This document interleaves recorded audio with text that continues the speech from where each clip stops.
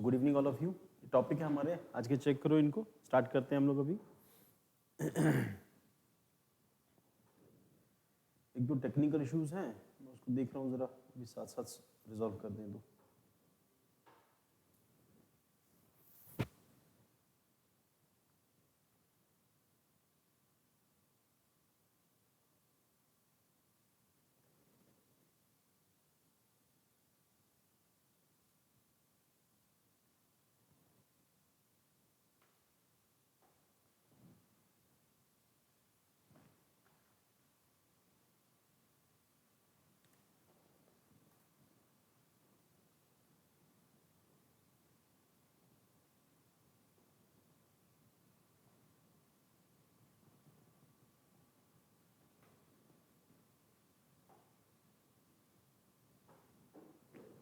चलो, तो main news है आज की, वन व्हीकल वन फास्टैग, उसके बाद फारसी classical language of India understanding the 10th schedule, उसके पकेपागा hornbill festival, defence technology council, north Korea test solid fuel ICBM intercontinental ballistic missile and Pinaka weapon system. One vehicle one FASTag, अब इसका importance क्या है बेटा?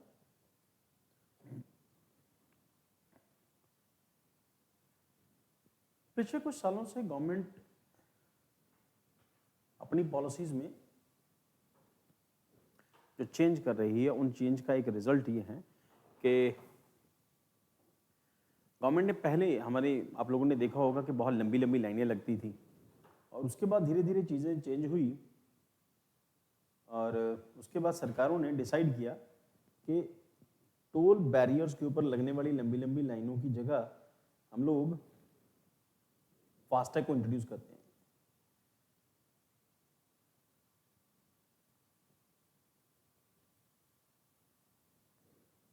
एक second बेटा, technical issue है, मैं उसको जरा सॉल्व कर लूँ जरा।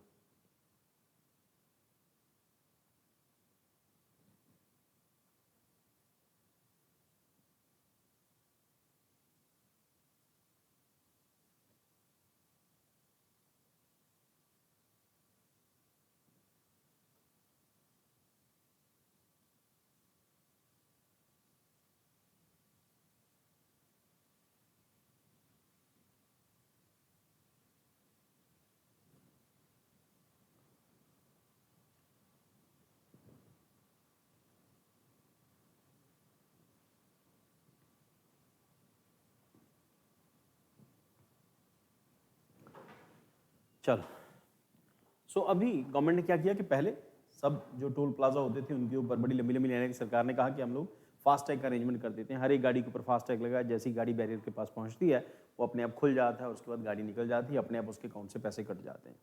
बट गवर्नमेंट ने रियलाइज़ किया कि कुछ कुछ केसेस में मिसयूज भी हो रहा है। जैसे एक एक फास्टैग के ऊपर कई कई गाड़ियाँ, एक फास्टैग है और कई गाड़ियाँ उसके ऊपर उससे क्रॉस कर जाती हैं, और कंपनी ने एक फास्टैग बना रखा है, 4-5 गाड़ियाँ अपनी हैं, तो एक ही फास्टैग के ऊपर गाड़ियाँ क्रॉस करती हैं। हालांकि सरकार को इसका रेवेन्यू आता है, और कई सारे फास्टैग बना रखे हैं एक ही गाड़ी के लिए। तो इस करके गवर्नमेंट एक पॉलिसी लेके आई कि उसके कई सारे मिसयूजेस थे। गवर्नमेंट पॉलिसी लेके आई कि हर एक गाड़ी के लिए एक फास्टैग मैंडेटरी होगा, और जिन भी गाड़ियों के फास्टैग को लेके कुछ सस्पिशन है, या उनके जो नो योर कस्टमर का जो फॉर्म है KYC वाला, अगर वो फुलफिल नहीं है तो उनके सबके पास जो फास्टैग्स हैं, गवर्नमेंट ने उनको इनवैलिडेट कर दिया है, कैंसिल कर दिया है, ख़त्म कर दिया है। सो यहाँ जो प्रोविजन है वो यही है, details of one vehicle one FASTag initiative, NHAI recommend that user undergo know your customer KYC process before January 31st to prevent deactivation. This measure is intended to streamline the electronic toll collection system, ensuring smooth passage through the toll plazas. तो toll plazas में कोई दिक्कत नहीं है, वहाँ से smooth passages हो जाए। The implementation of one vehicle one FASTag is designed to discourage users from employing a simple FASTag for multiple vehicles or associating multiple FASTags with a specific vehicle. This initiative comes in response to reports of multiple FASTags being issued to a single vehicle. ध्यान रखना बेटा, वही point, multiple FASTags being used for a single vehicle and instances of issuing fast tags without complying with the KYC requirement। ऐसे ही fast tag issue कर दिए, उनके KYC check नहीं किए थे। तो उसके बाद contravening the reserve bank of India guidelines, तो RBI की गाइडलाइंस हैं भाई ऐसी सब चीज़ें फुलफिल होनी चाहिए। तो 31 जो जनवरी है उसकी लास्ट डेट है। FASTag is a device utilized radio frequency identification.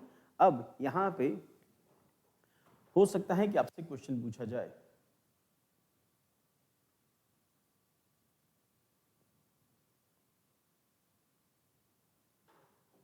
कि फास्टैग काम कैसे करता है। हो सकता है कि फास्टैग का वैसे डायरेक्ट क्वेश्चन तो नहीं बनेगा, इनडायरेक्टली क्वेश्चन ये हो सकता है कि फास्टैग काम कैसे करता है।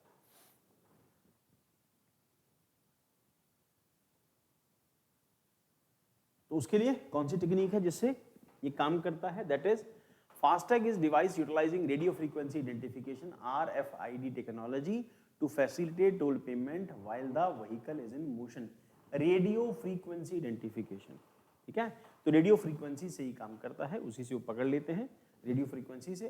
Functioning as RFID passage tag, FASTag enables toll payment. तो जो टैग लगा होता है आपकी गाड़ी में, तो उसके ऊपर RFID जो टैग होता है, तो FASTag enable the toll payment directly from the linked payment of saving और current account of the customer. तो वहां से वो स्कैन करता है, उनके पास गाड़ी दूर खड़ी होती है, वहां पे कैमरा लगा होता है जो उसको स्कैन करता है, तो रेडियो फ्रीक्वेंसी से उसको स्कैन करता है और आपके अकाउंट से पैसे कट जाते हैं। वो सेविंग अकाउंट से कटें या फिर करंट अकाउंट से कटें तो पैसे कटेंगे।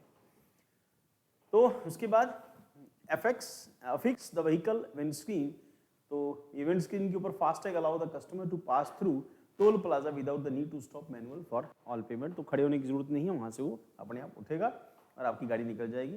Toll charges are automatically deducted from the customers linked account, ensuring a seamless efficient toll payment process. FASTag is vehicle specific and once affixed in a particular vehicle it can not be transferred to another vehicle.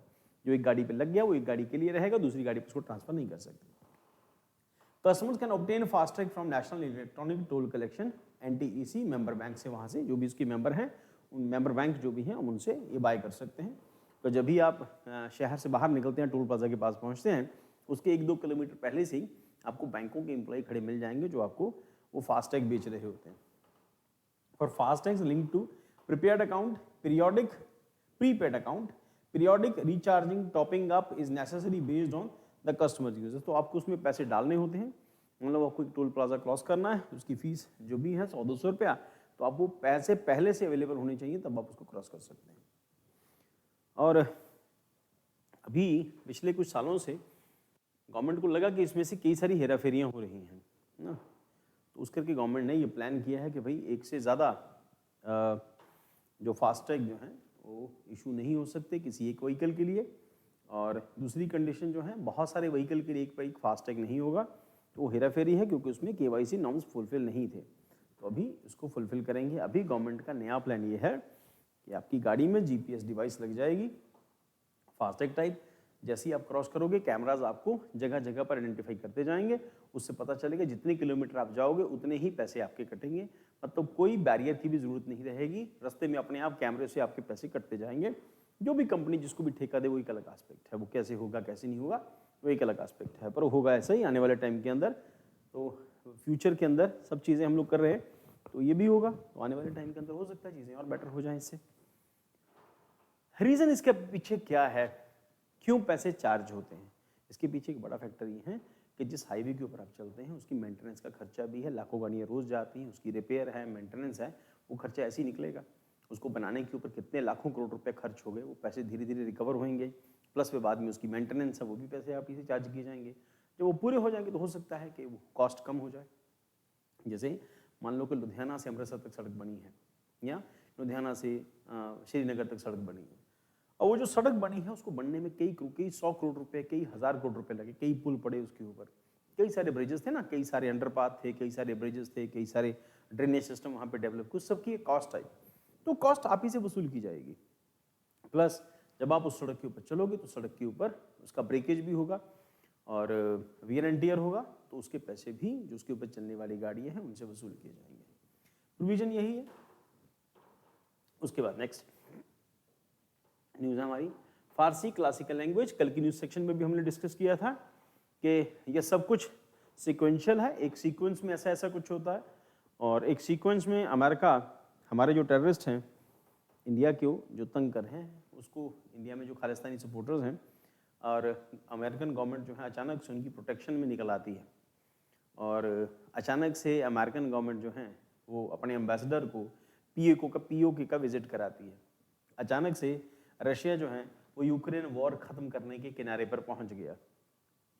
सब sequential है ना। तो जब Russia Ukraine war almost जीत चुका है, बस सब formality पूरी होनी बाकी है, महीने 2 महीने ज़्यादा से ज़्यादा सर्दियों में रशिया कोशिश करेगा मैं इसको खत्म कर दूँ वॉर को। और उसके बाद इजराइल और पैलेस्टीन का इशू, और उस ईरान और इजराइल पैलेस्टीन के इशू पर अमेरिका का बैकफुट पर आना, इंडिया का इजराइल को सपोर्ट करना, बट अमेरिका का इसी प्रोसेस में इंडिया के अगेंस्ट कुछ एक्शंस लेना, और उसी प्रोसेस में इंडिया का ईरान विजिट, और ईरान विजिट के साथ ही चाबहार पोर्ट को एक्टिव करना, उसके साथ ही फारसी को उसी दिन यानी कि कल परसों फारसी को इंडिया की ऑफिशियल लैंग्वेज डिक्लेयर करना, क्लासिकल लैंग्वेज, ऑफिशियल नहीं क्लासिकल लैंग्वेज डिक्लेयर करना इंडिया की, और उसी प्रोसेस में ईरान का पाकिस्तान के ऊपर अटैक कर देना। तो ये सब कुछ एक सीक्वेंस का पार्ट है, ठीक। तो इंटरनेशनल रिलेशंस में ऐसा ही होता है, आप किसी को तंग करोगे वो आपको तंग करेगा, आप किसी को सपोर्ट करोगे वो आपको सपोर्ट करेगा, आप किसी से बिजनेस डील करोगे वो आपको कुछ सामान खरीदोगे कुछ बेचोगे, तो वो भी ऐसा ही करेगा, कुछ खरीदेगा कुछ बेचेगा। और अगर खरीदेगा, अगर उसकी बार्गेनिंग पावर बड़ी है, बेचने वाले ज़्यादा हैं, तो ऑब्वियसली वो अपने हिसाब से रेट एडजस्ट कराएगा, या रेट एडजस्ट कराएगा या बोलेगा कि मेरा भी पैसा लगवाओ कहीं पर अपनी कंट्री के अंदर, मेरे को भी प्रॉफिट होना चाहिए। तो ये पार्ट है उसका, बिजनेस का एक पार्ट है, और इंटरनेशनल रिलेशन ऐसे ही मूव करते हैं। चलो आगे। Falsi alternative noun for Persian language stands as the most widely spoken language. So the Minister of Foreign Affairs recently made an announcement stating that the government of India has resolved to incorporate Farsi या Persian as one of the classical language in India as per the new education policy. Falsi alternative known as the Persian language stand as the most widely spoken language within the Iranian division of Indo-Iranian language, which is subset of Indo-European languages. It hold the status of official language in Iran. ध्यान रखना बेटा, कहाँ पर official language है, Iran की official language है, and in Afghanistan, Tajikistan, Dari and Tajik respectively are recognized as official variants of Persian. 2 तरह की पर्शियन बोली जाती है, एक है दरी और दूसरी है ताजिक। ताजिक मतलब तजाकिस्तान के अंदर बोली जाने वाली। और इंडिया के इन्हीं सब कंट्रीज के साथ रिलेशन बहुत अच्छे हैं, ईरान, अफगानिस्तान, तजाकिस्तान, वहाँ पर इंडिया का एयरबेस भी है। और उसके बाद सब उन्हीं कंट्रीज में जो इंडिया के फ्रेंड कंट्रीज हैं, उन्हीं कंट्रीज की लैंग्वेज है, इंडिया ने उसको क्लासिकल लैंग्वेज इंडिया के लिए, लेकिन इंडिया में बोली जाती थी कभी। और हमारे यहाँ पर पंजाब में तो इन्फ्लुएंस और ज़्यादा है, क्योंकि हमारे यहाँ पर जितना कोर्ट कचहरी का जितना काम है, फर्दे हैं या फिर वो जो डॉक्यूमेंट्स हैं, ज़मीन से जुड़े हुए डॉक्यूमेंट्स हैं, वो ज़्यादातर पुराने डॉक्यूमेंट्स सारे पर्शियन लैंग्वेज में ही, फारसी में ही हैं, ठीक है। तो टर्मिनोलॉजी भी फारसी ही वर्ड यूज़ होती है आज भी हमारे यहाँ पर। So Dari and Tajik 2 varieties हैं इसकी, respectively are recognized as official variant in Persian. Noteworthy population of Farsi speakers are present in various Persian Gulf nations such as Bahrain, Iraq, Oman, Yemen, and UAE. Additionally, sizable communities exist in the United States also. Approximately 62 million individuals are native Farsi speakers, positioning in among the top 20 most extensive spoken first languages globally in Iran. Farsi is scripted using a variant of Arabic script. इसको बंद कर देते हैं जरा।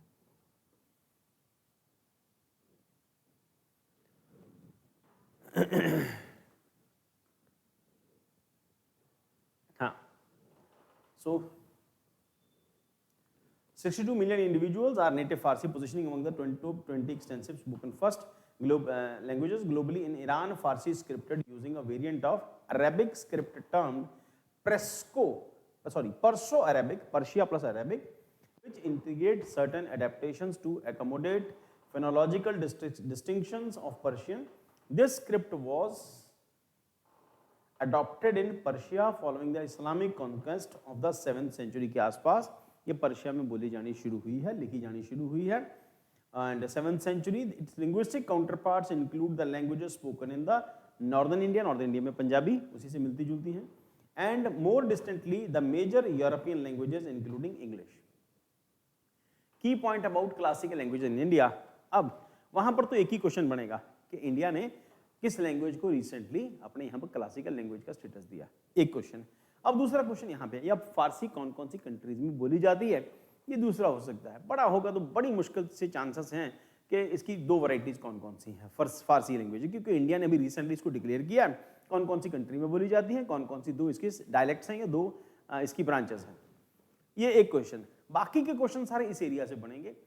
The criteria establish the government of India identify the language of classical language including the following. अब classical language declare करना अपने आप में एक बहुत बहुत बड़ी अचीवमेंट है, बहुत बड़ा काम है गवर्नमेंट का। किसी भी लैंग्वेज को अगर क्लासिकल लैंग्वेज डिक्लेयर किया, हालांकि इंडिया की भी सारी लैंग्वेजेस या ज्यादातर लैंग्वेजेस इंडिया की क्लासिकल की कैटेगरी में नहीं आती। क्लासिकल लैंग्वेज जो क्लासिकल बहुत पास्ट टाइम से, बहुत पहले टाइम से चली आ रही है। सो a long history of early text and recorded history spanning 1500 to 2000 years तक उसकी हिस्ट्री रही हो इंडिया में बोले जाने की। The repository of ancient literature of text deemed to precious legacy of successive generations of speakers, हमारी पुराने पुरखों ने बोली हो, कहीं पर लिखी गई हो। The literary tradition should be original, not borrowed from any another linguistic community, किसी दूसरी भाषा से नहीं आया हो, ओरिजिनल होना चाहिए, उसी लैंग्वेज के अंदर लिखा हुआ। और distinctiveness between the classical language and modern forms of derivative may exist, indicating possible discontinuity। तो चांसेस हैं कि ऐसे चांसेस हों कि आने वाले टाइम के अंदर इसको बोला नहीं जाएगा, इसे कम बोला जाएगा या फिर खत्म हो जाएगी। तो classical language and modern forms of derivative में एग्जिस्ट, तो कुछ डेरिवेटिव उसके एग्जिस्ट करते हो, इंडिकेटिंग अ पॉसिबल डिसकंटिन्यूटी। और आने वाले टाइम के अंदर कोशिश चांसेस हों कि वो डिसकंटिन्यू हो जाएंगे। At present 6 language hold the status of classical language. कौन कौन सी? सबसे पहले तमिल लैंग्वेज है, 2004 में इसको क्लासिकल लैंग्वेज का स्टेटस मिला था। उसके बाद संस्कृत आती है 2005 में, कन्नड़ 2008 में, तेलुगु 2008 में, मलयालम 2013 में एंड ओडिया 2014 में। रिसेंटली ममता बनर्जी ने रिक्वेस्ट किया था कि बांग्ला को भी क्लासिकल लैंग्वेज डिक्लेयर कर दिया जाए, पर उसको नहीं किया गया। उसकी बजाय हम लोग फारसी को क्लासिकल लैंग्वेज डिक्लेयर कर रहे हैं। उसके पीछे रीजन जो है इंटरनेशनल रिलेशंस के हैं और जियोपॉलिटिक्स इसके पीछे एक बड़ा फैक्टर है। Benefits conferred upon a language upon being designated as classical language include. अब वजह क्या है क्लासिकल लैंग्वेज इंक्लूड करेगी? 2 सिग्निफिकेंट इंटरनेशनल अवार्ड। जब इसके पीछे जो रीजंस हैं वो क्या हैं? 2 significant international award annually for distinguished scholars in classical Indian language. तो इंटरनेशनल अवार्ड साल में 2 बार उस पर्टिकुलर लैंग्वेज के लोगों को दिए जाएंगे या दिए जाते हैं। देन उसके बाद establishment of centre of excellence dedicated to the studies of classical language. तो उसके लिए एक सेंटर ऑफ एक्सीलेंस होगा, डेडिकेटेड होगा, तो दैट इज स्टडी, जहां पर क्लासिकल लैंग्वेज की स्टडी कराई जाएगी। इसका मतलब हो सकता है आने वाले टाइम के अंदर फारसी के लिए कुछ center government of India create कर दे। Request of university grant commission यानी UGC, university grants commission, to institute a certain number of professional chairs of classical language in central universities initially. तो सेंट्रल यूनिवर्सिटी जितनी भी हैं वहां पर एक सेंट्रल चेयर एक पर्टिकुलर लैंग्वेज के लिए एस्टेब्लिश की ताकि स्टूडेंट को पढ़ना चाहता है उसको ज्वाइन कर ले। नेक्स्ट उसके बाद अंडरस्टैंडिंग द 10th शेड्यूल। आज का टॉपिक सबसे बड़ा यही टॉपिक है। 10th शेड्यूल आप लोगों को पता होगा एंटी डिफेक्शन से जुड़ा है और डिफेक्शन का मतलब होता है दल बदल। और इंडिया में दल बदल की ये कंडीशन है। और हम लोग कहावत सुनते हैं, पुरानी कहानी सुनते हैं आयाराम गयाराम की। तो कहते हैं कि हरियाणा के एक एमएलए थे, उनका नाम था गयाराम। तो बड़ी फ्रीक्वेंटली उन्होंने पार्टियां चेंज की और वहां से सार्केस्टली उनके लिए एक टर्म डेवलप हुआ कि गयाराम अब आयाराम है, मतलब गयाराम जो है उसने हमारी पार्टी ज्वाइन कर ली। तो यहां से टर्म डेवलप होती है गयाराम आयाराम।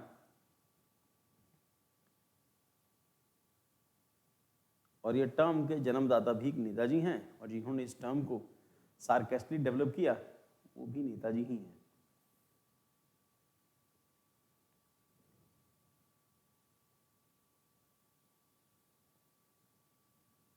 इलेक्शन का सीजन आने वाला है, बड़ी जल्दी आप लोगों को नेता एक कैंप से दूसरे कैंप जंप मारते हुए नजर आने शुरू हो जाएंगे।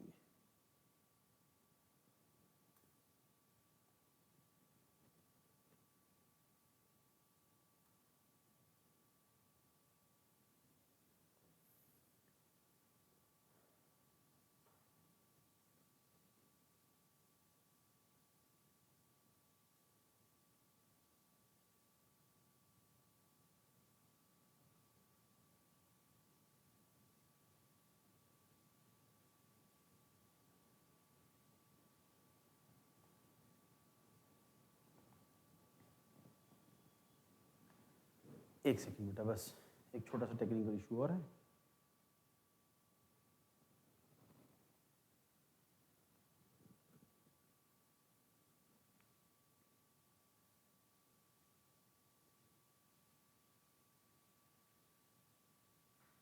स्पीड का कुछ इशू आ रहा है, उसको चेक कर रहा हूँ मैं जरा।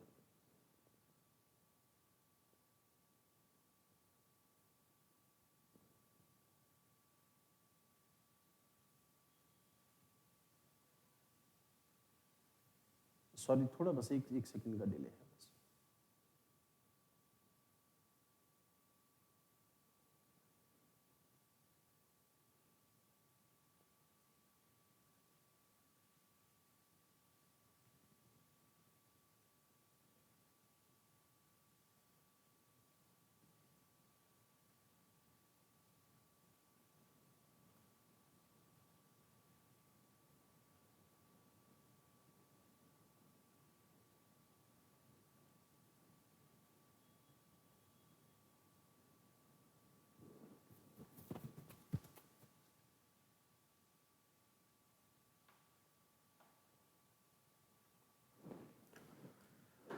हाँ, तो the Maharashtra Assembly Speaker has declined the disqualify MLA from Eknath of the Eknath Shinde faction and Uddhav Balasaheb Thackeray group. अब डिफेक्शन का मतलब क्या है? डिफेक्शन का मतलब ये है कि जब कोई भी नेता, एक्चुअली ये टर्म इंग्लिश टर्म नहीं है, ये टर्म इंग्लैंड से आई है। Defection refers to the act of legislation shifting allegiance from one political party to another, symbolizing dissent, rebellion, revolt by individual of a party. In a political context, it occurs when a member of political party leaves their party and align with another political party. जब एक party को छोड़ के दूसरी party को join कर ले तो उसके पीछे जो भी रीज़न हो, चाहे वो रिवोल्ट कर चुका है या वो पार्टी से डिससेटिस्फाइड है या फिर वो रिबेलियन हो गया है या डिसेंट है या उसने पार्टी से जो लीडरशिप है उससे खुश नहीं है, तो कुल मिला के जो भी रीज़न आप समझ लो, तो उसको हम लोग डिफेक्शन कहते हैं। Traditionally termed as floor crossing. तो किसी से पहले इसके लिए टर्म फ्लोर क्रॉसिंग यूज़ करते थे। फ्लोर क्रॉसिंग का मतलब ये है कि आप फ्लोर क्रॉस करके, मान लो कि जब ब्रिटिश पार्लियामेंट का एक ये जो ट्रेडिशन था ब्रिटिश हाउस के अंदर कि एक तरफ ऑपोजिशन बैठती थी और एक तरफ रूलिंग क्लास बैठती थी, और ऑपोजिशन और रूलिंग क्लास की सीट्स फिक्स थी। और यहाँ पर भी हमारे यहाँ भी यही होता है, सीट्स फिक्स होती हैं, हर एक मेंबर की सीट फिक्स होती है। जो एक्सपीरियंस्ड मेंबर हैं, बड़े मेंबर्स वो आगे बैठते हैं, पुराने मेंबर्स आगे बैठते हैं, और जो नए चुन के आए हैं पहली बार दूसरी बार वाले, उनका सीट पीछे चढ़ जाती है। और बाकी मिनिस्टर जो हैं वो आगे बैठते हैं, बाकी ऑल मेंबर्स पीछे बैठते हैं, अदर मेंबर्स पीछे बैठते हैं, वो भी सीनियरिटी के अकॉर्डिंगली। अब मान लो ये साइड और ये साइड, दो साइड्स हैं। अब कोई मेंबर अपनी सीट छोड़ के इधर से जब इधर जाएगा तो उसको ये फ्लोर क्रॉस करना पड़ेगा, तो that is called crossing of floor. एक जगह से दूसरी जगह जाना, वहां से यहाँ आएगा, यहाँ से वहां जाएगा, तो क्रॉसिंग ऑफ फ्लोर है। तो इसके लिए क्रॉसिंग फ्लोर जो है वर्ड यूज किया जाता था, और अभी हमारे यहाँ पर इसको डिफेक्शन कहते हैं। Floor crossing, that practice originate in the British House of Commons where are legislator changed elegance of the physical crossing of the floor moving from the government to the opposition side और vice versa, एक जगह से दूसरी जगह जाएगा, तो उसके लिए ये टर्म यूज किया गया है। Defection in India, the act of defection in Indian politics has consistently fostered political instability and uncertainty, often diverting attention from governance to government, और consistently fostered political instability and uncertainty, often diverting attention from governance to government.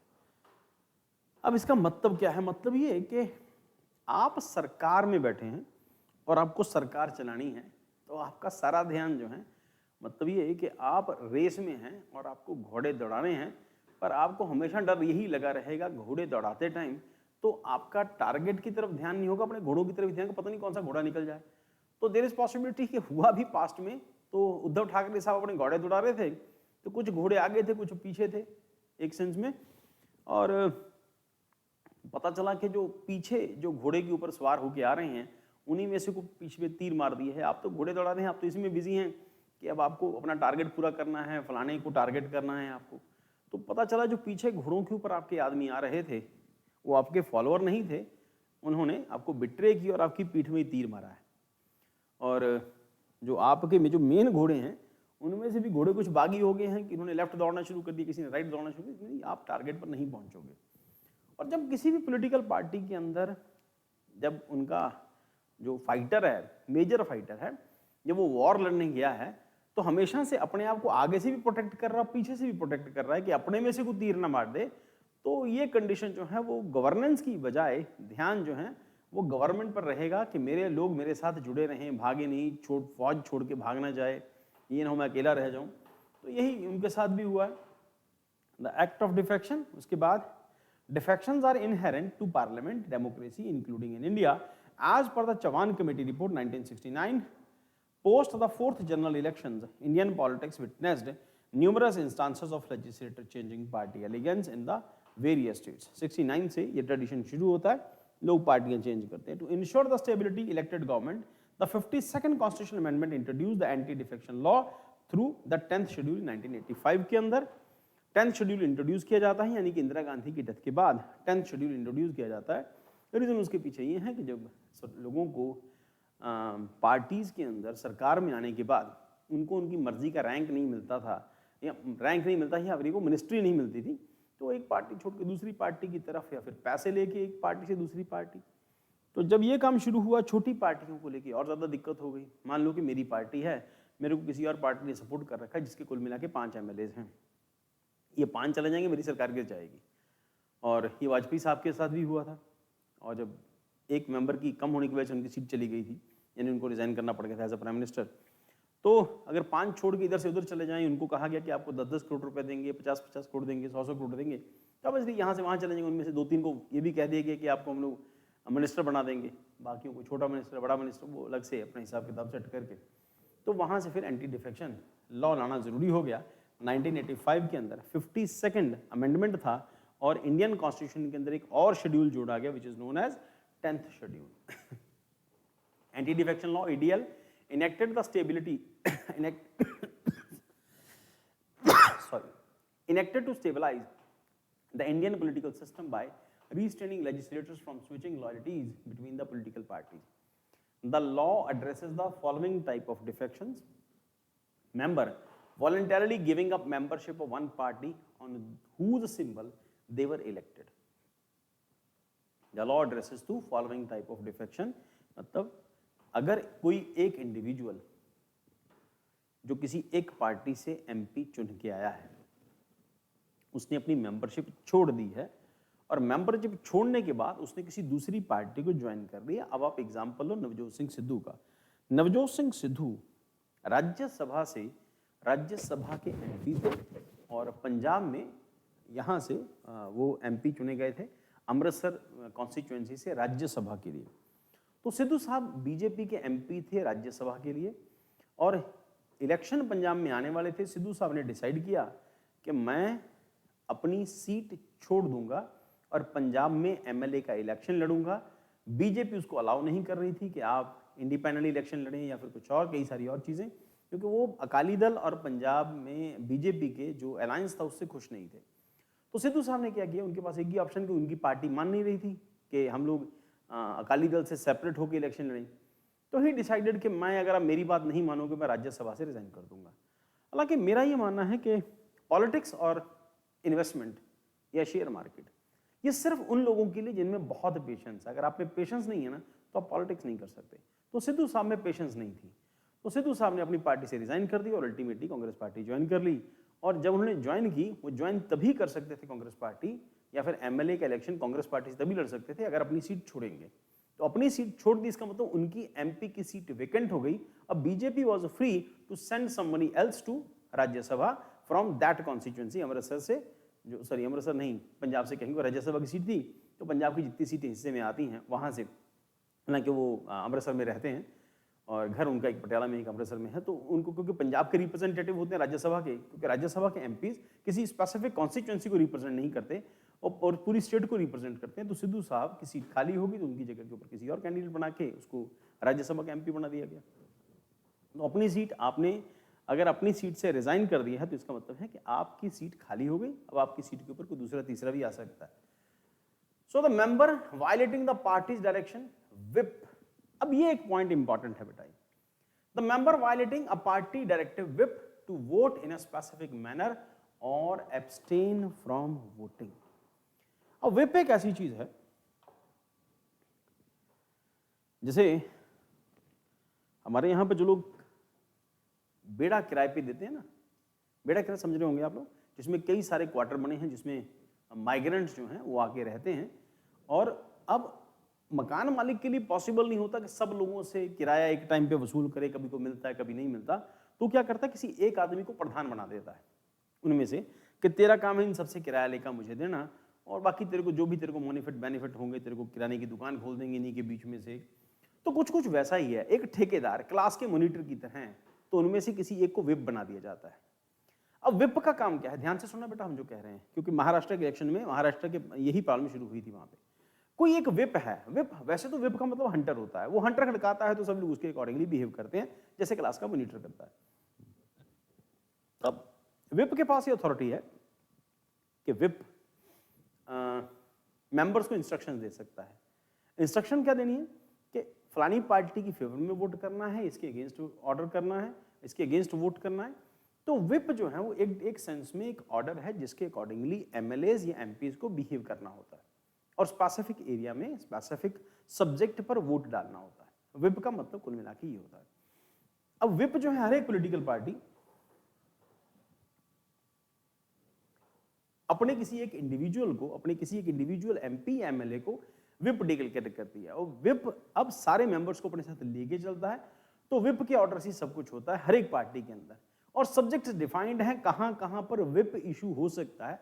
Whip की अलग अलग categories हम लोग आगे चल के फिर डिस्कस कर लेंगे, कभी आज डिस्कस नहीं कर सकते कि किस किस टाइप की विप होती है। अब उसने विप इशू कर दिया कि आपको पार्टी को बचाने के लिए, क्योंकि यहाँ पर अब वोटिंग होगी और वोटिंग में हमारे एमएलएज या एमपीज को हमारी पार्टी की ही फेवर में वोट देना है, इसके को विप इशू कर सकता है।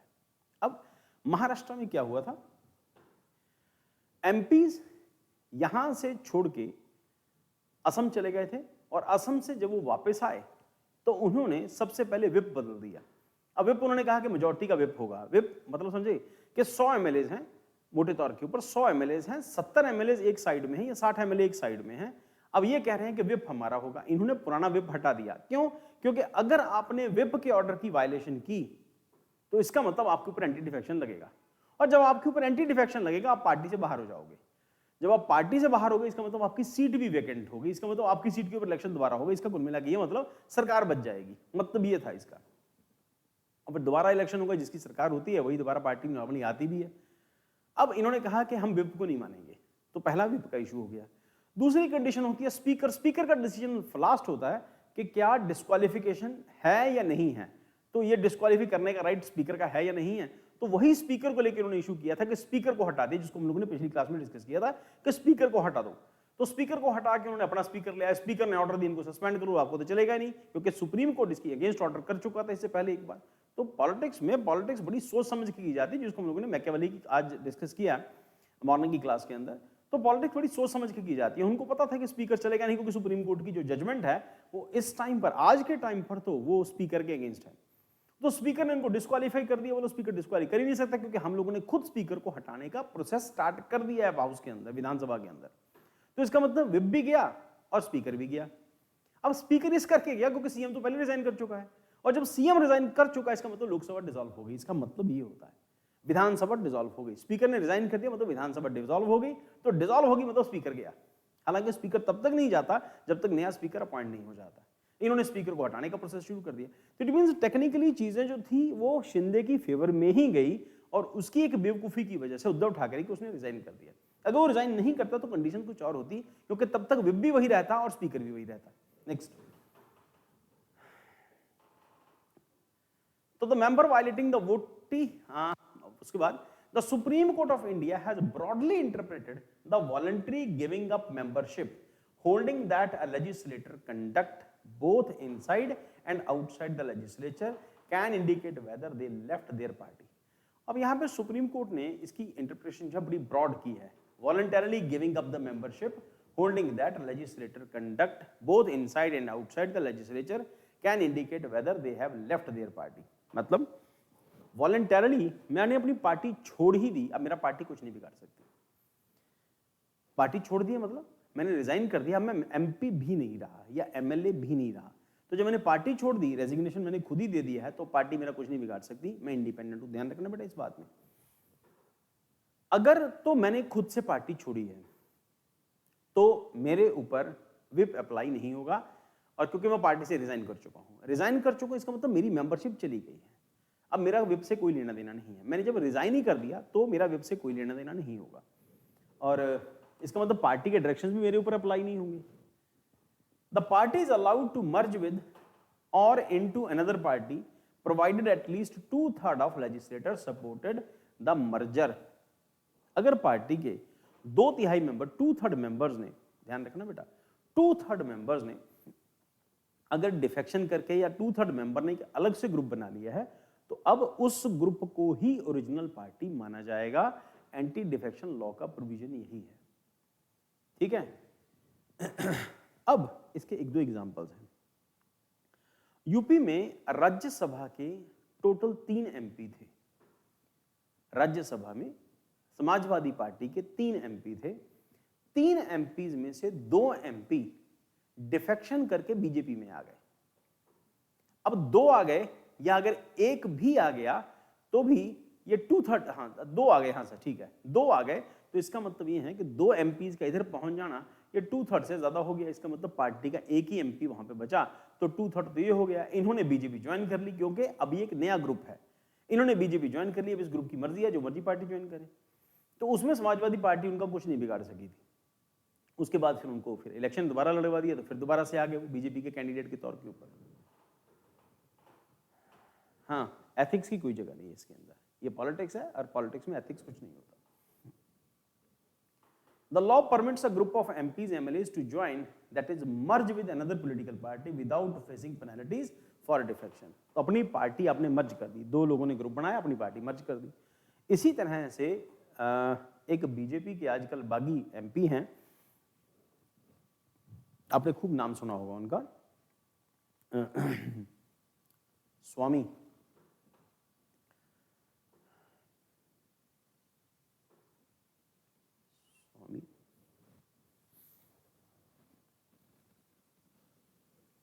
स्वामी है, मुझे एग्जैक्टली नाम याद नहीं आ रहा। स्वामी अभी आ जाएगा, उनकी शक्ल मेरे को याद आ रही है, अभी आ जाएगा बात करते करते। तो उन्होंने अपनी पार्टी, जनता पार्टी उनकी, जनता दल करके उनकी पार्टी हो करती साउथ इंडिया में, उन्होंने अपनी मर्जी से अपनी पार्टी का मर्जर जो है बीजेपी में कर दिया था। जब आपने अपनी पार्टी मर्ज कर दी बीजेपी के अंदर, इसका मतलब अब आपका अपनी पार्टी के ऊपर कोई कंट्रोल नहीं, क्योंकि आपने मर्ज कर दी। Now your party become BJP, Bharatiya Janata party हो गई। स्वामी मुझे जुबान पे, दिमाग में आ रहा, जुबान पे नहीं आ रहा, अभी आ जाएगा। तो उन्होंने जब अपनी पार्टी मर्ज कर दी, अब वो अपनी पार्टी के एमपीज पर या एमएलएज पर दोबारा दावा नहीं कर सकते। ये नहीं कह सकते तुम लोग निकल के बाहर आ जाओ। अब बीजेपी के अगर 100 एमएलएज हैं, 100 एमएलएज हैं या 100 एमपीज हैं, 100, तो उनमें से 4 लोग उस पार्टी के थे, तो चारों के चारों पार्टी से निकल के बाहर नहीं आ सकते, तो इनके ऊपर डिफेक्शन लगेगा। अब डिफेक्शन लगेगा का मतलब ये है कि उनको पहले रिजाइन करना पड़ेगा, वो इलेक्शन दोबारा से लड़ेंगे, फिर दोबारा से जीत के वो आ सकते हैं।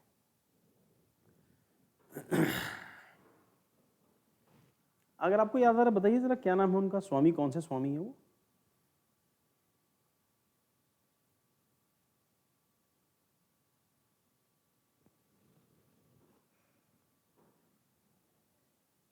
याद नहीं आ रहा उनका नाम, चलिए आगे चलते हैं।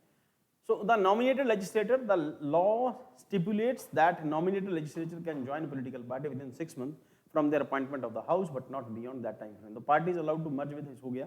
The nominated legislatures, ये पॉइंट इंपॉर्टेंट है बेटा, अभी तक तो हम इलेक्टेड कर रहे थे। Nominated legislatures, nominated legislature कौन है?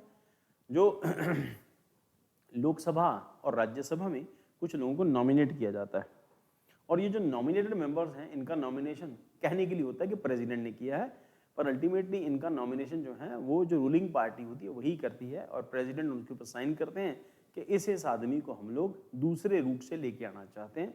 नॉर्मली इसके लिए जो प्रोविजन जो होता है, art, science, literature, social service, ये सब लोग होते हैं। हमने डिस्कस भी किया था कि सचिन तेंदुलकर को जब एमपी बनाया गया नॉमिनेशन के थ्रू, तो फिर किसी ने पिटीशन फाइल किया कि Sachin Tendulkar art, science, literature, social service इसमें से किसी से बिलोंग नहीं करते, और जो इन्होंने क्रिकेट के मैचेस भी खेले इन्होंने पैसे लेके खेले, फ्री में नहीं खेले, देश के लिए नहीं खेला इन्होंने ऐसा कुछ भी, और जो भी खेला पैसे लेके खेला, पैसे नहीं देते खेलना बंद कर देते। तो इनको किस बेस के ऊपर इनको मेंबरशिप दी थी? सुप्रीम कोर्ट ने कहा था कि बात ये है कि ऐसी जो नॉमिनेशन है वो टेक्निकली तो नहीं होना चाहिए, पर अभी क्योंकि वो एमपी बन चुके हैं, अब उनको हटा देंगे तो इसका मैसेज जो है वो गलत जाएगा, इस करके अभी ठीक रहेंगे, अभी एज इट इज रहेंगे। बाद में गवर्नमेंट को इंस्ट्रक्शन दी उन्होंने कि दोबारा से ऐसा नहीं करना, क्योंकि ये उनमें से किसी कैटेगरी में नहीं आते। तो ऐसे नॉमिनेटेड मेंबर जो हैं, नॉर्मली फिल्म एक्ट्रेसेस जो होती हैं या डायरेक्टर्स होते हैं, अनुपम खेर टाइप के लोग जो हैं, नसीरुद्दीन शाह, हेमा मालिनी, जयाप्रदा, है ना, इस टाइप के लोग जो हैं जो वहाँ उस स्ट्रीम से निकल के आते हैं, तो नॉमिनेटेड मेंबर्स होते हैं। तो the law stipulates that nominated legislature can join a political party within 6 months of their appointment to the house but not beyond that time frame. मतलब जैसे ही उन्होंने नॉमिनेट मेंबर हाउस में पहुंच गए, उनको 6 महीने के अंदर अंदर किसी पॉलिटिकल पार्टी को ज्वाइन कर लेना है। अगर उसके ज़्यादा टाइम निकल गया फिर वो जो है उनका नॉमिनेशन जो है उनके ऊपर डिफेक्शन लग सकता है, मतलब किसी दूसरी पार्टी को ज्वाइन करते हैं। 6 महीने बाद उसी पार्टी जिसने उसको नॉमिनेट करके बुलाया है, फॉर एग्जाम्पल बीजेपी कल को अमिताभ बच्चन को राज्यसभा का एमपी बना देती है। अब राज्यसभा का एमपी बनाने के बाद बीजेपी एक्सपेक्ट ये करती है कि 6 महीने के अंदर अंदर अमिताभ बच्चन भारतीय जनता पार्टी ज्वाइन कर ले। अगर उन्होंने भारतीय जनता पार्टी 6 महीने के अंदर अंदर ज्वाइन कर ली तो बीजेपी के मेंबर हो गए। अगर 6 महीने के बाद वो बीजेपी को ज्वाइन करते हैं तो उनके ऊपर डिफेक्शन लगेगा और उनको बाहर जाना पड़ेगा। ठीक है, तो nominated members with in 6 months, not beyond that. Violation of law in any of these scenarios can result in a legislator being penalized for defection. तो अगर इनमें से कोई भी वायलेट करता है उसके ऊपर डिफेक्शन लगेगा। डिसाइडिंग अथॉरिटी अब यहां पर इंपॉर्टेंट है। अब बहुत बार आप पढ़ते हैं कि प्रेसिडेंट के पास डिस्क्वालिफिकेशन राइट है और स्पीकर के पास भी डिस्क्वालिफिकेशन राइट है। तो प्रेसिडेंट के पास डिस्क्वालिफिकेशन राइट अलग है और स्पीकर के पास डिस्क्वालिफिकेशन राइट अलग है। प्रेसिडेंट उस केस में डिस्क्वालीफाई करेगा if the election is not valid. आप रॉन्ग वे से, आपने गलत तरीके से आप चुन के हाउस में पहुंचे हैं, तो प्रेसिडेंट आपके इलेक्शन को जो है वो कैंसिल कर सकता है, आपके इलेक्शन को वॉइड डिक्लेयर कर सकता है आपके इलेक्शन को। तो आपके ऊपर डिफेक्शन, उस सेंस में वो डिफेक्शन नहीं है, आपका इलेक्शन ही कैंसिल हो गया, इसका मतलब आप दोबारा लड़के आना पड़ेगा। अब जो स्पीकर वो करेगा, वो डिफेक्शन के केस को डिसाइड करने का राइट जो है स्पीकर का है। ध्यान रखना, अल्टीमेट अथॉरिटी स्पीकर की है। तो एक आदमी एक पार्टी छोड़ के दूसरी पार्टी ज्वाइन करता है, तो अगर स्पीकर रूलिंग पार्टी का है तो वो कहेगा ये तो डिफेक्शन है ही नहीं, डिसीजन अल्टीमेटली स्पीकर का होगा, इसमें कोर्ट इंटरफेयर नहीं कर सकता, क्योंकि पार्लियामेंट के हर मामले के लिए speaker is the last authority, last resort. तो स्पीकर के रिमूवल का प्रोसेस इस करके जो पिछली क्लास में हमने डिस्कस किया था, कवर नहीं किया, ठंड लग रही है, तो स्पीकर जो हमने पिछली क्लास में डिस्कस किया था, स्पीकर के रिमूवल का प्रोसेस असेंशियल हो जाता है जो शिवसेना और जो शिवसेना के जो दो फैक्शंस हैं उनके बीच में जो क्लैशेस के अंदर, और एक स्पीकर का और एक विप का, चीफ विप का, दोनों का इंपॉर्टेंट हो जाता है। तो इस केस में speaker is the last resort जो डिसाइड करेगा कि ये डिफेक्शन है या नहीं है। और आप सब लोगों को याद होगा हम लोगों ने गोवा का केस एक बार डिस्कस किया था, है ना, तो वो यहां पर वो भी अप्लाई होता है। तो anti defection law mandates, ADL mandates the disqualification of legislator by the presiding officer of legislature, speaker और chairman based on the petition submitted by any other member of the house. However, the Supreme Court has affirmed that legislatures have the right to challenge these decisions before the higher judicial authority. अगर ऐसा कुछ होता भी है तो हर individual को right है, वो कोर्ट आ सकता है, क्योंकि यहाँ पर स्पीकर जो है वो क्वासी जुडिशियल बॉडी की कैटेगरी में आता है। तो यहाँ पर वो जो लॉ वर्ड है फंडामेंटल राइट के अंदर, उसकी कैटेगरी के अंदर स्पीकर आता है। इसका मतलब it is subordinate to the Supreme Court या सुप्रीम कोर्ट और हाई कोर्ट।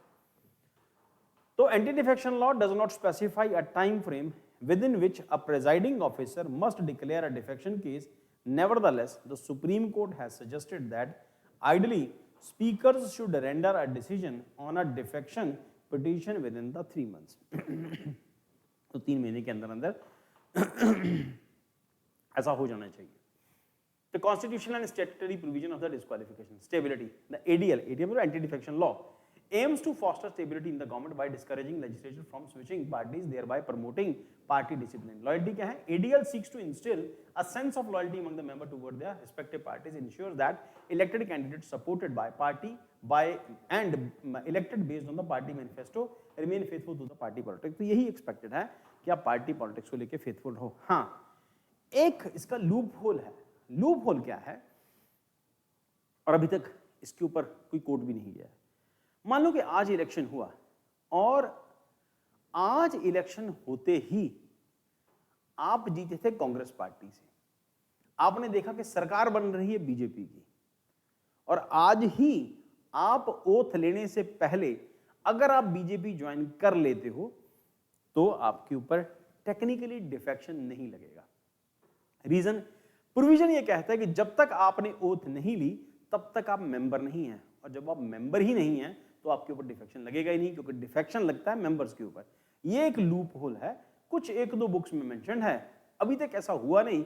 अगर हो जाएगा तो फिर देखो अल्टीमेट रिजॉर्ट सुप्रीम कोर्ट है, पर टेक्निकल प्रोविजन तो यही कहता है। फिर स्पीकर जो है वो लास्ट अथॉरिटी है, स्पीकर डिसाइड करेगा कि डिफेक्शन है या नहीं है। अगर कोई एप्लीकेशन देता है तो फिर आगे सुप्रीम कोर्ट बैठा ही है, पर फिलहाल तक तो यही है कि जब तक मेंबर नहीं बने तो उससे पहले डिफेक्शन कर सकते हैं, और वो डिफेक्शन की कैटेगरी में नहीं आएगा। दल बदल कर सकते हैं पर वो डिफेक्शन एंटी डिफेक्शन लॉ की कैटेगरी में नहीं आएगा। So loyalty ADL seeks to instill a sense of loyalty among member toward the respective parties, ensure, ये हो गया। Next criticism around the ADL, limited scope of independent action। हाँ भाई, ये अब आपने जब ये जो बना दिया ADL एंटी डिफेक्शन लॉ, इसके कुछ नेगेटिव एस्पेक्ट्स भी क्या। Critics argue that ADL penalizes legislators from acting independently, contradicting to the principle of parliamentary democracy. It binds legislators to the official sense of their party and any issue। देखो, अब हम लोगों ने इसको discuss किया हुआ है कि प्रेसिडेंट इलेक्शन के अंदर एंटी डिफेक्शन नहीं लगता। जब इलेक्शन प्रेसिडेंट का होगा तो अगर पहली बात है कि पार्टी विप इशू कर ही नहीं सकती। विप आप समझ गए होंगे क्या होता है, मॉनिटर जो है वो इंस्ट्रक्शन नहीं दे सकते आपको क्या करना है। तो प्रेसिडेंट के इलेक्शन में आप फ्री हैं, अपनी फ्री विल से किसी को भी वोट दे सकते हैं। प्रेसिडेंट के इलेक्शन में, वाइस प्रेसिडेंट के इलेक्शन में, सॉरी प्रेसिडेंट के इलेक्शन में, हाँ वाइस प्रेसिडेंट के इलेक्शन में हमारे जो पार्लियामेंटेरियंस हैं किसी को भी वोट दे सकते हैं। प्रेसिडेंट के इन केस मतलब इस इलेक्शन के अंदर आपका जो डिफेक्शन का प्रोविजन वो नहीं है, आप फ्री हो, डेमोक्रेसी को फॉलो कर सकते हो। पर डेमोक्रेसी को फॉलो करने के साथ साथ ये भी तो एस्पेक्ट है कि आप ठीक से डेमोक्रेसी फॉलो नहीं कर सकते। आपके अंदर की आवाज को आपको सुनने का राइट जो है वो एंटी डिफेक्शन लॉ जो है आपसे ले लेता है। Next is accountability to the constituency by preventing parliamentarians from changing parties. ADL reduces accountability to the parliament and the electorate. So parliamentarians from changing party, ADL reduces accountability to the parliament and the electorate. तो ये भी एक aspect है। तो आप अपनी constituency में जवाबदेह हैं, जो भी आप काम करोगे, ठीक है, तो वहां पर भी इसके रिस्ट्रिक्शंस हैं।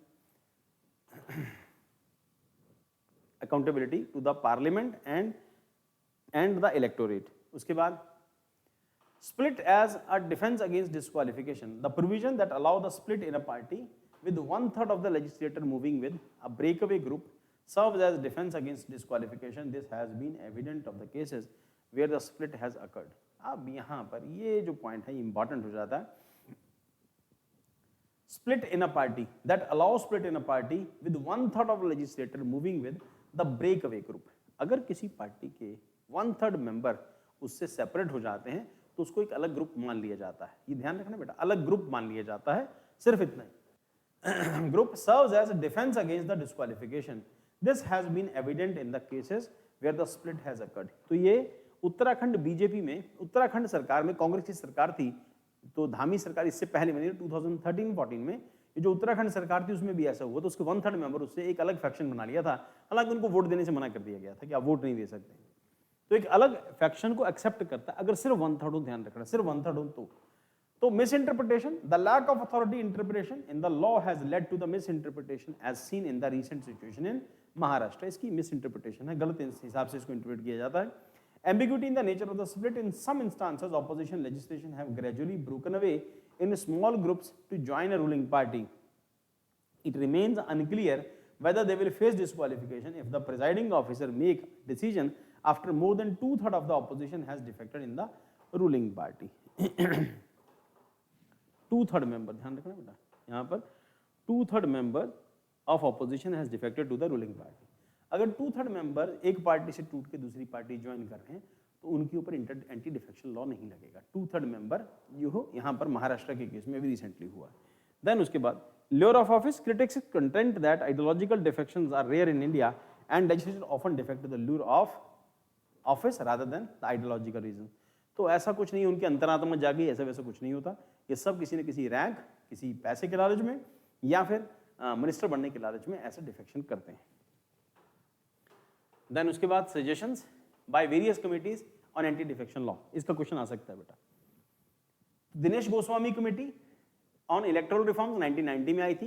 Disqualification should be limited to cases where a member voluntarily give up the membership of their political party और abstains फ्रॉम वोटिंग और votes contrary to the party whip and motion to vote of confidence और motion of no confidence. अब ध्यान रखना बेटा, हर हालत में no confidence और कॉन्फिडेंस मोशन के केस में व्हिप इशू होता है. और यहाँ पर ये जो दिनेश गोस्वामी कमेटी गई थी, उन्होंने कहा था कि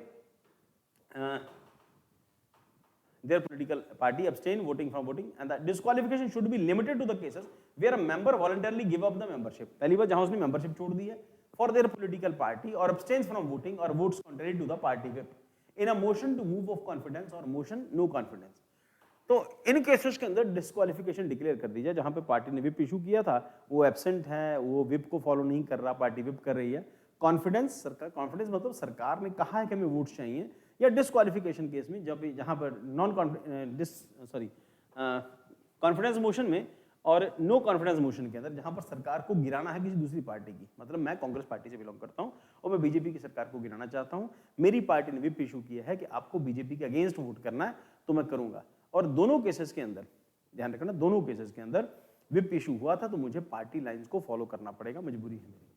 then the issue of disqualification should be decided by the president governor based on the advice of the election commission.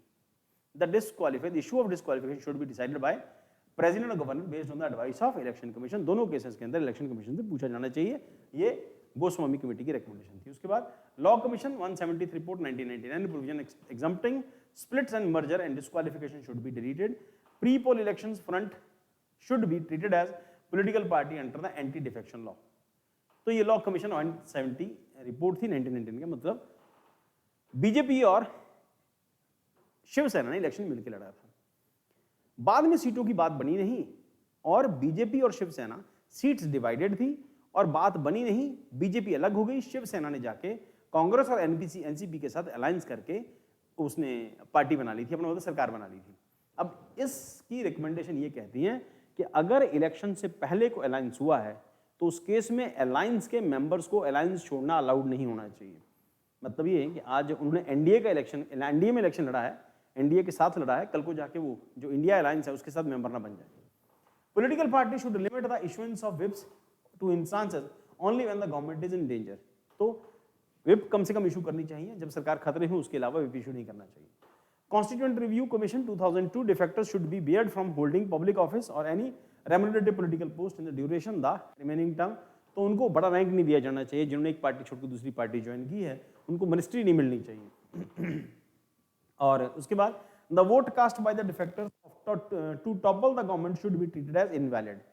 तो उनकी वोट को, डिफेक्टर की वोट को इनवैलिड डिक्लेयर कर देना चाहिए.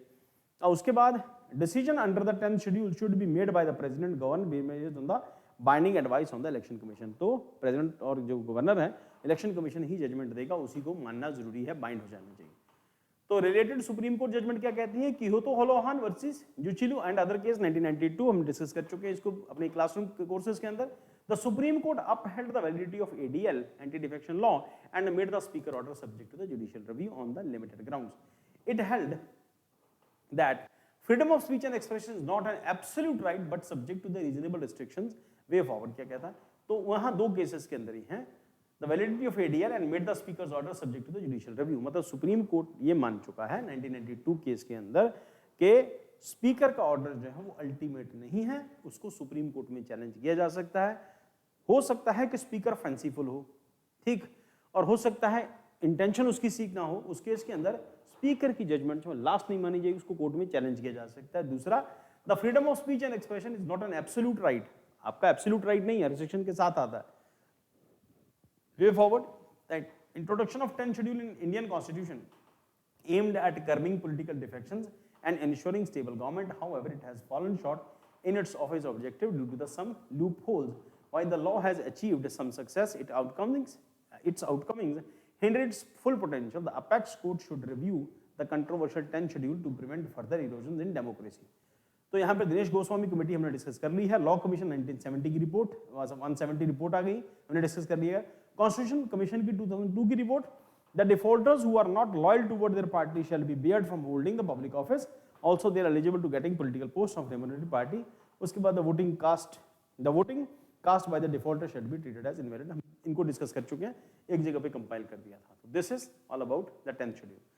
और उसके बाद पैके पैगा हॉर्नबिल फेस्टिवल और आर्ट एंड कल्चर सेक्शन के अंदर हम लोगों ने हॉर्नबिल फेस्टिवल डिस्कस किया हुआ है।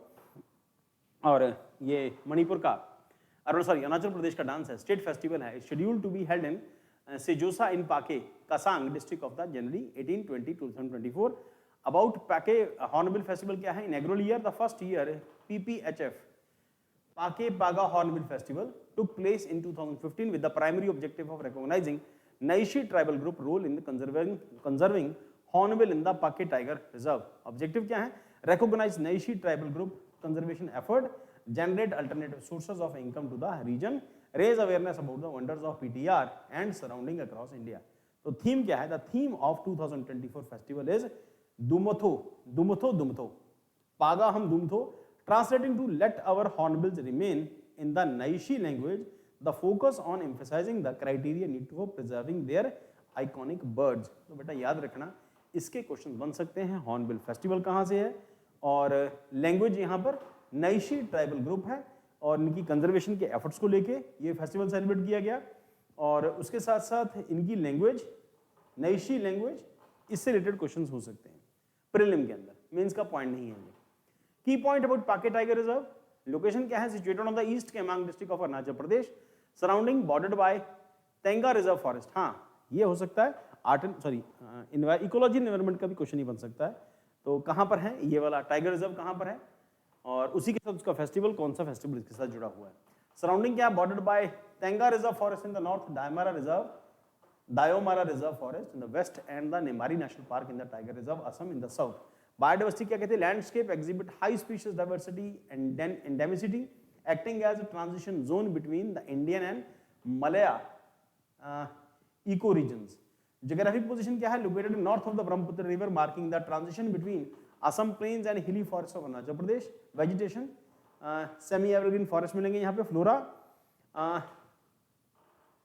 Polyethia simiorum, ये बेटा टर्म देख लेना कौन कौन सी हैं, ये टेक्निकल टर्म्स हैं। और इस तरह से ये area is known for bamboo species के लिए जाना जाता है। रिच इन वाइल्ड लाइफ, ये इंपॉर्टेंट है। Hosting species such as tiger, elephant, predators like leopard and clouded leopard इस इलाके के अंदर मिलते हैं, तो जहां पर ये फेस्टिवल सेलिब्रेट किया गया। Defence technology council shaping India's defence technology road map.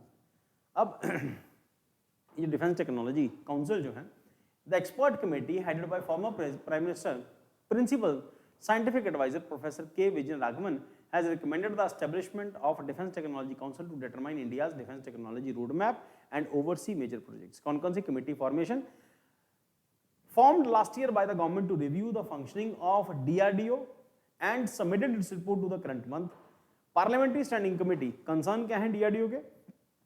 Parliamentary Standing Committee of Defense expresses concern about the delays in 23 out of 55 mission mode projects. The Comptroller and Auditor General CAG reported that 67% of scrutinized projects faced delays, citing alteration in design, trial delays and supply order issues. तो issue क्या है? Committee क्यों बनाई गई? DRDO के पास कई बार पैसे की शॉर्टेज होती है और क्योंकि पैसे की शॉर्टेज से क्या होता है कि प्रोजेक्ट डिले हो जाता है, लंबा हो जाता है, या फिर उसकी कॉस्ट कम करके उसको जो लो क्वालिटी ग्रेड के जो चीज़ें हैं वो ऐड की जाती हैं, उसका साइज छोटा कर देते हैं, और रीजन उसके पीछे जो भी टेक्निकल रीजंस हैं उन सब के लिए ये कमेटी बनी है। Delay, citing alteration in design, trial delay, supply order issues, सामान पूरा नहीं आया, इन सब के लिए ये कमेटी बनी है जो ये चेक करेगी। तो विजय राघवन कमेटी रिकमेंडेशंस क्या कहती हैं? DRDO should focus on research and development, living productization, productization and production management in the private sector. तो कोशिश करना चाहिए इनको प्राइवेट सेक्टर को ट्रांसफर कर दो, उसको सिर्फ रिसर्च एंड डेवलपमेंट का काम करना चाहिए। Identifying expertise within India and internationally for various technologies, creation of defence technology council to play a pivotal role in selecting appropriate players for scientific defence technologies. About the defence technology council क्या कहती है? Chaired by prime minister, इसके chairman है, vice president defence minister, national security adviser इसके members हैं, executive committee chair by the chief of defence staff, member including principal secretary advisor, principal scientific advisor, 3 service chief, vice chief, representation of academia and industry। ये complete question बनता है बेटा, चारों के चारों point डाल के एक आगा पीछे करेंगे, आपसे क्वेश्चन बना लेंगे, ठीक है। डिफेंस टेक्नोलॉजी कमेटी ये 4 पॉइंट बनाएगा, उसका एक पॉइंट आगे पीछे कर देगा और आपसे उसका क्वेश्चन बना के पूछेगा ये है या ये नहीं है। तो यहाँ पर डिफेंस मिनिस्टर की जगह किसी और मिनिस्टर को इंक्लूड कर देंगे, नेशनल सिक्योरिटी एडवाइजर या किसी और को ऐड कर देंगे। Role and function, determine the country's defence technology road map, decide on major defense projects and their execution, facilitate collaboration between academia, industry and armed forces। ये भी क्वेश्चन हो सकता है, इसके काम है इनमें से कौन सा एक नहीं है जो ये नहीं करती, काउंसिल नहीं करती। Secretary of defence technology council propose establishment of department of defence science technology and innovation under the defence ministry, headed by technocrats. तो जो टेक्निकली एक्सपर्ट हैं वही इसके मेंबर्स होंगे। और फंक्शन क्या है? Promote defence research and development academy of the startups, serve as, जैसे दिख रहा है हम लोगों ने रिसेंटली देखा है कि कल्याणी एक कंपनी है बहुत अच्छा काम कर रही है, और 1-2 कंपनी और हैं जो इसके अंदर जो प्राइवेट कंपनी है बहुत अच्छा काम कर रही है, उसमें से अडानी की कंपनी भी है जिन्होंने दृष्टि के नाम से अपना नया हमारा जो एक नया ड्रोन बनाया है। तो serve as the secretariat of the defence technology council, operate labs for testing and certification, a function also performed by DRDO, draw scientist from DRDO and academia to aid DCT और decisions and technology production. Way forward क्या कहता है? The defence technology council and its secretariat aim to streamline India's defence technology efforts address delay ensure. बस कुल मिला के काम यही है, इंडिया की डिफेंस लाइन को स्ट्रॉन्ग करना। रीजन उसके पीछे क्या है कि दिक्कतें जो भी आ रही हैं उनको दूर करना, बाकी इसका जो सेटअप है इसको चेक कर लेना, कौन कौन इसके अंदर मेंबर है, इसको लिख लेना, ठीक से नोट्स बनाना, क्वेश्चन बन सकता है इसका। On North Korea tested solid fuel intercontinental ballistic missile. North Korea has conducted a test of the new solid fuel intercontinental ballistic missile. Intercontinental का मतलब होता है एक कॉन्टिनेंट से दूसरे कॉन्टिनेंट, यानी एशिया से अमेरिका हिट करने वाली मिसाइल। ध्यान रखना ये सिर्फ सॉलिड प्रोपेलेंट पर बेस्ड है। नॉर्मली मिसाइल्स के अंदर सॉलिड, लिक्विड फिर सॉलिड 3 स्टेजेस होती हैं, और उसके ऊपर की स्टेज अगर वो ICBM है तो उसके ऊपर फिर क्रायोजेनिक स्टेज उसके ऊपर होती है। बाकी डिपेंड करता है मिसाइल के डिजाइन के ऊपर कैसा कंट्री बनाना चाहती है। तो नॉर्थ कोरिया ने इसको फुली सॉलिड बनाया है। Solid fuel missiles are pre-packed propellant mixture of fuel and oxidizer as opposite to the liquid fuel missiles with separate tanks. Fuel often metallic powders like aluminium वगैरह इसमें use होता है। Oxidiser क्या होता है? Commonly ammonia perchlorate, ammonia percolate and bound together by a rubbery material like packed into the metal casing. Burning propellant generates thrust lifting the missile। तो इसका मतलब जब भी हर एक मिसाइल के अंदर यही होता है, उसमें पहले सॉलिड फ्यूल डाले जाते हैं। सॉलिड फ्यूल से क्या होता है? लिफ्टिंग तेज हो जाती है, बड़ी तेज जल के खत्म हो जाती है, तो लिफ्टिंग कंप्लीट हो जाती है फर्स्ट स्टेज की। तो रिक्वायर्स मिनिमल प्रिपरेशन टाइम। इस मिसाइल की खासियत क्या है? Quicker launches make preemptive and targeting challenging. उसके बाद increase survivability, stable and less susceptible to damage, more resistant to preemptive strikes, earlier storage and maintenance, longer shelf life है इसकी, और requires less maintenance, simplifying storage and logistics, enhanced maneuverability, can fly in unpredictable trajectories, change direction in flight, making them harder to track. The ICBM can carry multiple warheads or decoy to confuse enemy radar and sensors. ये जो multiple warhead वाला मामला है ना, ये missile को और lethal बना देता है। एक मिसाइल एक से ज्यादा अपने साथ वॉरहेड कैरी कर सकती है। इसको सबसे ऊपर का पोर्शन जो होता है, इस पोर्शन के अंदर वॉरहेड्स रखे होते हैं एक से ज्यादा। तो इसका मतलब 1 से ज्यादा शहरों के ऊपर एटम बम गिराए जा सकते हैं जहां जहां से मिसाइल उड़ के जाएगी। और उसके बाद why North Korea developing solid fuel missiles? Deterrence against threats, enhancing military capabilities and deter potential threat particularly from the United States and its allies. Greater accuracy क्या कहती है? Improve the range, payload accuracy and survivability of the North Korean missiles. Quick response, enable rapid launch and quick responses crisis compared to the liquid fuel missiles. Missiles launched by North Korea, Hwasong 17, successfully testified in 22, showcasing progress of long-range solid-fuel missiles. Hwasong 18 testified 2023, potentially marking further advancement in the solid-fuel capabilities. North Korea focused on solid-fuel technologies aligned with strategic goals of enhancing its missile capabilities, improving response time, increasing deterrence against the potential adversaries. उसके बाद पिनाका, हम लोगों ने पिनाका को recently Armenia को बेचा है.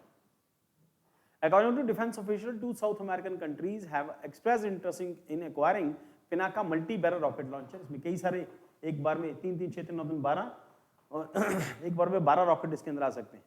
Type multi-barrel rocket launcher है. डिजाइनर कौन है? Developed by armament research and development establishment ARDE, laboratory of defence research and DRDO की लेबोरेटरी है. कॉम्बैट डेब्यू क्या है? Combat debut first used during the Kargil war, effective neutralizing Pakistan army position in the mountain tops. Target capable for delivering lethal and responsible fire against various area targets, and including enemy troops armed with soft skin vehicles, communication center and air terminal complexes, fuel and ammunition dumps. तो कारगिल में इसने बहुत destruction मचाया था वहाँ पे. तो components क्या है? मल्टी ट्यूब लॉन्चर व्हीकल है इसके अंदर, ये व्हीकल हो गया इसका. And replenishment can loader vehicle, replenishment vehicle, command post vehicle. Launching system क्या है? Supported by 4 hydraulically accurate and out triggers during fire. Range 60 to 75 kilometre.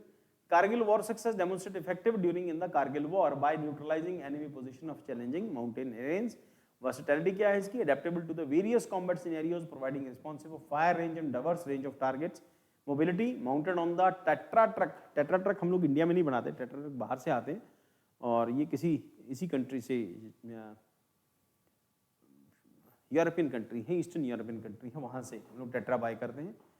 और ऑन टेट्रा ट्रक्स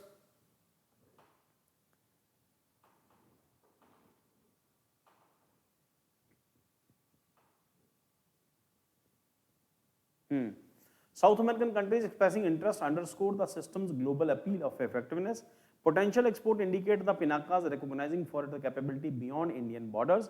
Conclusion क्या कहता था? Interest from South American countries highlight the Pinaka standing as well reliable and versatile multi-barrel rocket launcher system with potential international market value. Its success track record in combat situation and adaptability make it attractive option for the nation seeking advanced artillery solutions. ये last news थी. आज की news इतनी थी, खबरें कम थी आज, और पर 10th शेड्यूल वाली खबर मेजर थी. और हाँ बेटा, सुब्रमण्यम स्वामी एकदम सही, मुझे नाम ही याद नहीं आ रहा था उनका.